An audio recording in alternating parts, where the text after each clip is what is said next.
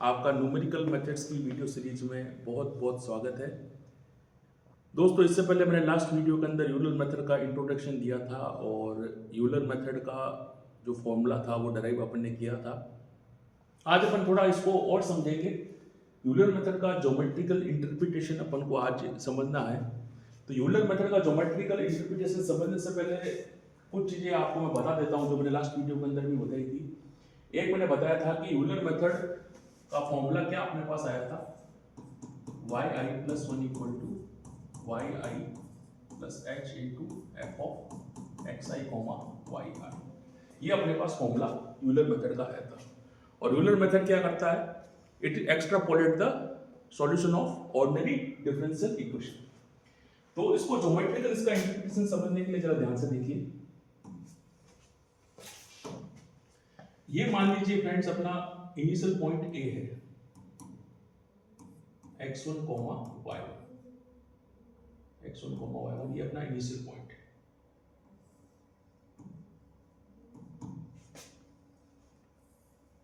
और यहाँ पे y1 है। क्योंकि जैसा आप लोगों को पता है, मैंने क्या बताया था, ऑर्डिनरी डिफरेंशियल इक्वेशन अपने पास गिवन होती है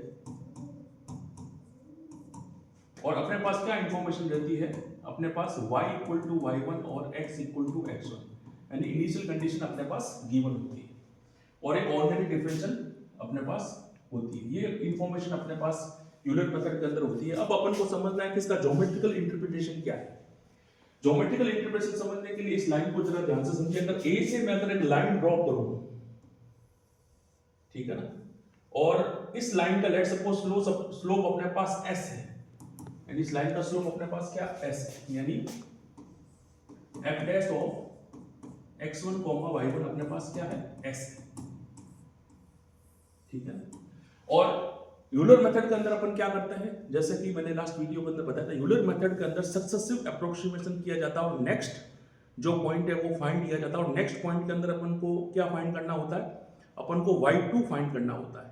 और y2 अपने पास मिल जाता है तो अपना x2 होता है वो क्या होता है, x1 प्लस h अपने पास होता है, ठीक है ना। इसमें स्टेप साइज मानी जाती है h, और वो जो स्टेप साइज जो है वो जितनी स्मॉल होगी उतना अपना मोर एक्यूरेट सॉल्यूशन आएगा, ठीक है ना।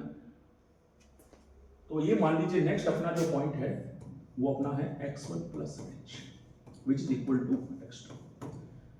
अगर मैं यहां से वर्टिकल लाइन यहां पर ड्रॉ करूं और ये लाइन जो a से मैंने ड्रॉ की जिसका स्लोप s है वो आके अगर यहां पे इंटरसेक्ट होती है, ठीक है ना, तो ये अपना नेक्स्ट पॉइंट अपना b क्या होगा, ये अपना होगा x2 y2, यानी ये पॉइंट अपने पास क्या है, y2 आएगा। ये पॉइंट अपने पास क्या आएगा, y2 आएगा। और y2 का मैंने बताया था कैसे निकालते हैं। y2 अपना क्या आया था, आप लोगों को अगर फॉर्मूला मैं बता दूं, i इक्वल टू 1 अगर यहां पर रखते तो y2 अपने पास क्या आएगा, y2 आएगा y1 plus h f of x1 y1।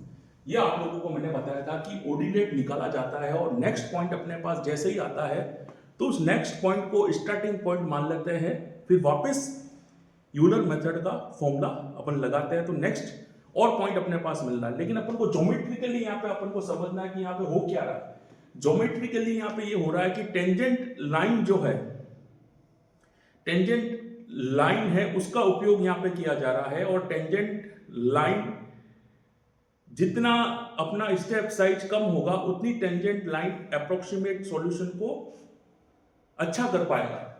क्योंकि अगर मैं मान लेता हूं कि ये अपना कर्व है, ट्रू सॉल्यूशन लेट सपोज अपना यहां आता है, लेट सपोज ट्रू सॉल्यूशन अपना यहां है और ये अपना लेट सपोज कर्व है, भाई ओरिजिनल कर्व अपने पास ये है, ओरिजिनल कर्व अपने पास ये है f ऑफ x, y, और ट्रू सॉल्यूशन लेट सपोज यहां पे कोई ट्रू सॉल्यूशन आएगा इस कर्व का, ठीक है ना। और ये अपना यूलर सॉल्यूशन यहां पे चल रहा है, ये अपना दोस्तों यहां पे क्या चल रहा है, यूलर अप्रोक्सीमेशन यहां पे चल रहा है, that is the Euler approximation.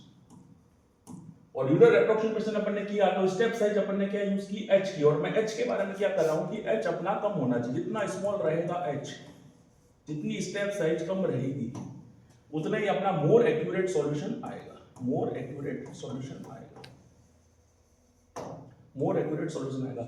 लेकिन मोर एक्यूरेट सॉल्यूशन तो आएगा, लेकिन कंप्यूटेशन और ज्यादा अपन को करना पड़ेगा. It will be more tedious also because computation अपन को ज्यादा करना पड़ेगा.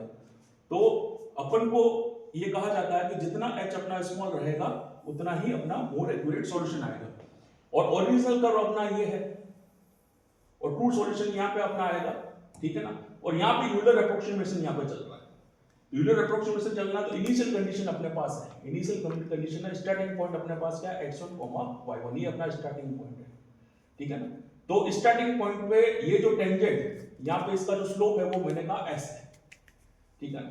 और उसके बाद अपन ने स्टेप साइज अपन ने क्या ली, h ली स्टेप साइज. तो नेक्स्ट पॉइंट अपना x2 क्या है, x1 प्लस h. तो यहां से अगर मैं वर्टिकल लाइन ड्रॉ करूं तो ये जो लाइन a जाके इस वर्टिकल लाइन पर टच करेगी b वाले पॉइंट पे, वही अपना क्या होगा, y2 होगा. वही अपना क्या होगा, y2 होगा. नेक्स्ट पॉइंट होगा. अब इसी पॉइंट को स्टार्टिंग पॉइंट मानते हुए इसको अगर आगे और में ले जाओ, आगे में और ले जाओ, और यहां पे मान लीजिए नेक्स्ट अपना जो होगा वो होगा x3. वो क्या होगा, x1 प्लस 2h, या फिर बोल सकते हैं x2 प्लस h. x3 अपना क्या होगा, x3 अपना होगा x2 प्लस h, या फिर इसको बोल सकते हैं x2 प्लस h, या बोल सकते हैं x1 प्लस 2h. ये अपना x3 होगा. और यहां से अगर मैं वर्टिकल लाइन वापस ड्रॉ करूं, और वर्टिकल लाइन वापस ड्रॉ करूं, ठीक है ना, और इस B पॉइंट से अगर मान लीजिए आगे चलेगा और यहाँ पे आगे टच करेगा, ठीक है ना, तो ये जो पॉइंट होगा वो क्या होगा, y3 होगा. ये पॉइंट अपना क्या होगा, y3 होगा. ये यूलर अप्रोक्सीमेशन यहाँ पे चल रहा है. A से B, देन B से C.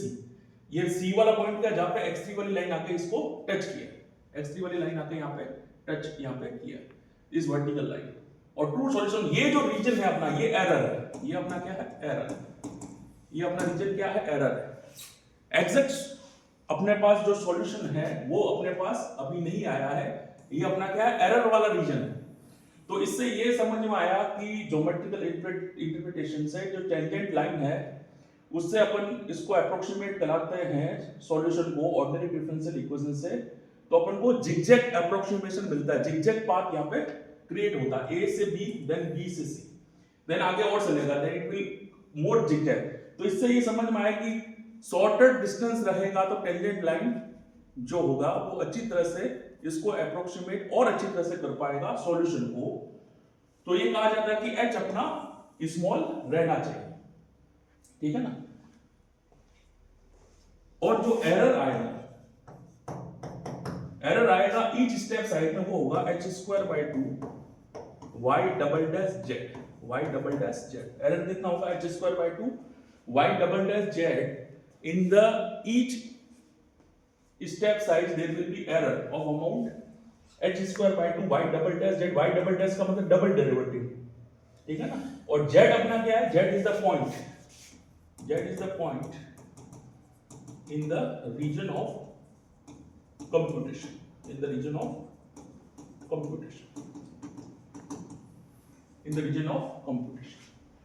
तो ये थोड़ा इसका ज्योमेट्रिकल इंटरप्रिटेशन है जिससे ये समझ में अपन को आ रहा है कि अगर इससे ये समझ में आया कि A अपना स्टार्टिंग पॉइंट था x1, y, वहां से गए B पे, जो अपना हो गया x2, y2. यूलर मेथड को अप्लाई करते हैं. ठीक है ना.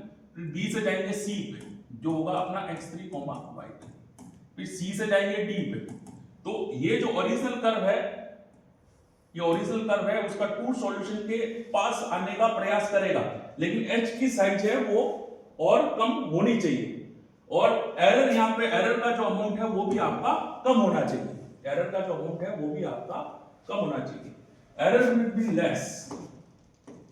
Error will be less when h is considered less.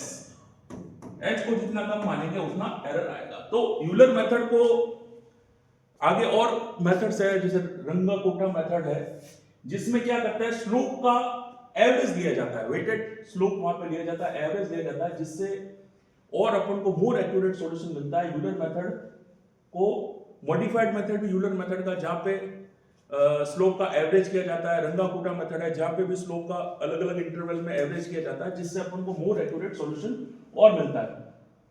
तो ज्योमेट्रिकल इंटरप्रिटेशन इसका यही है कि टेंजेंट लाइंस जो dy by dx equal to, initially अपने पास था dy by dx equal to f of x, y, ordinary differential equation यही से शुरू होती है, ठीक है ना।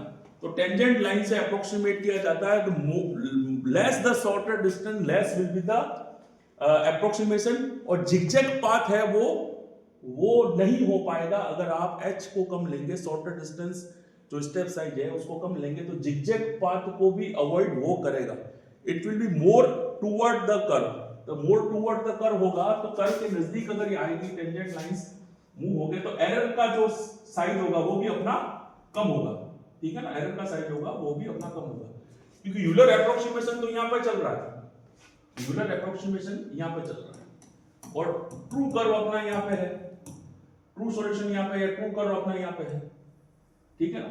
तो आपको जो अगर एरर की साइज अगर आप बढ़ाते जाएंगे और h का अमाउंट अगर लेट सपोज आपने लिया 0.5 और एक बार आपने h लिया 0.1 और एक बार h लिया आपने 0.01, तो h की अमाउंट जैसे जैसे रिड्यूस करेंगे तो आप पाएंगे कि एरर भी आपका कम हुआ, और टेंजेंट लाइन ने उसने जिगजैग पाथ को भी कम फॉलो किया, जिगजैग पाथ को भी टेंजेंट लाइंस अवॉइड करेगा, तो tangent line will be come toward the true curve, तो कर्व के टुवर्ड टेंजेंट लाइन आएगी और it will try to make the less error and we will get the more accurate solution, ठीक है ना। तो इससे ये अपन को ज्योमेट्रिकल इंटरप्रिटेशन से समझ में आता है, और इस प्रोसेस के अंदर ये समझ में आता है कि ये यूलर मेथड है, इसके अंदर हमेशा क्या होता है, स्टार्टिंग पॉइंट यानी इनिशियल वैल्यू प्रॉब्लम यानी इनिशियल कंडीशन अपने पास x1, y1 दे रखी होती है, और वहां से अपन क्या करते हैं, नेक्स्ट पॉइंट की तरफ अप्रोच करते हैं, नेक्स्ट पॉइंट अपन x2, y2 फाइंड करते हैं, और y2 अपन को जो यूलर मेथड का फॉर्मूला वहां से मिल जाता है, और x2 अपनी क्या होती है x1 प्लस h जो स्टेप साइज होती है उससे अपना x2 मिल जाता है, और नया पॉइंट अपने पास आने पे वापस अपन यूलर मेथड को अप्लाई करते हैं, है ना, नई टेंजेंट लाइन के साथ वापस अपन अप्लाई करते हैं उसी स्लोप से, तो we get next third point also c, and then we move for d, then e and so on, then it will follow the zigzag path, it will follow the zigzag path. लेकिन ये error का size कम रहे, error का size कम रहे, तो इसके लिए आप h का जो अमाउंट है, h की जो साइज है उसको जितना हो सके कम से कम अपन रखें, तो उससे अच्छा रहेगा, एरर अपना कम रहेगा,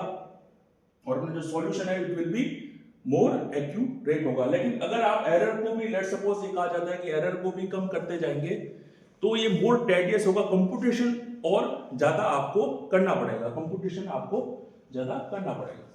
तो इसका जो यूलर मेथड है इसको और अच्छी तरह से करके मॉडिफाइड यूलर मेथड भी प्रोवाइड किया गया, जिसमें प्रेडिक्टर और करेक्टर जो मैं आगे और बताऊंगा क्या होता है वो भी यूज करते हैं, और वहां से स्लोप को एवरेज किया जाता है। रुंगे-कुटा मेथड है, वहां से भी वेटेड एवरेज स्लोप एक पर्टिकुलर इंटरवल साइज में यूज करके और मोर एक्यूरेट सॉल्यूशन को बनाया जाता है। तो ये दोस्तों इसका ज्योमेट्रिकल इंटरप्रिटेशन है, तो मुझे लगा था कि इसको समझाना बहुत जरूरी है, अगर न्यूमेरिकल अपन करेंगे तो इसको समझना जरूरी है, तो इससे अपन को और पिक्चर अपना क्लियर होएगा कि यूलर मेथड क्या है और न्यूमेरिकल मेथड को कैसे अप्लाई करते हैं। आप दोस्तों वीडियो देखा उसके लिए बहुत बहुत धन्यवाद।